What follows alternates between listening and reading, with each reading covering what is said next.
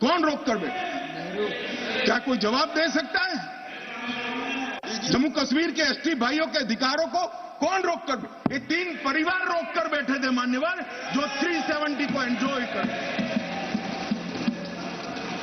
मान्यवर। और इसके अलावे भी ओपन सीट में भी वो लड़ सकते हैं। माननीय दिग्विजय सिंह ने कहा, माननीय सदस्य ने कहा कि भाई इसमें स्पष्टता नहीं है, इनको कितनी मिलेगी, इनको कितनी मिलेगी।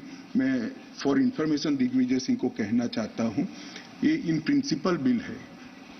ट्राइबल डिपार्टमेंट और ओबीसी डिपार्टमेंट से अलग से इसके बिल आएंगे, जिसमें इसके रिजर्वेशन की सीटों की और चिन्हित करने की व्यवस्था होगी।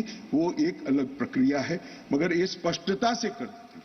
मैं दिग्विजय सिंह को बहुत अच्छे तरीके से जानता हूं सर। जब भी वो हंसकर बोलते हैं तब बहुत समाज के अंदर डिस्टर्बेंस होता है।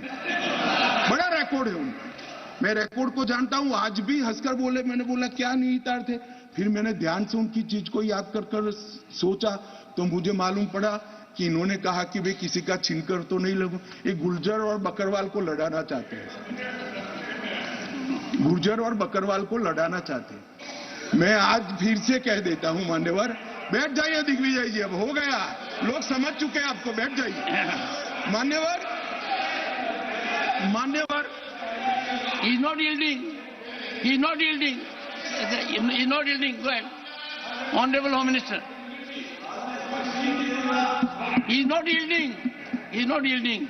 मान्यवर, मैं स्पष्टता करना चाहता हूं, गुर्जर भाइयों की एक भी सीट लिए बगैर बड़े संवेदनशीलता से बकरवाल भाइयों को लिया,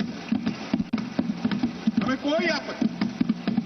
गुर्जरों को जो फायदा मिला है उसमें कोई बदलाव नहीं होगा। ट्राइबल के सारे फायदे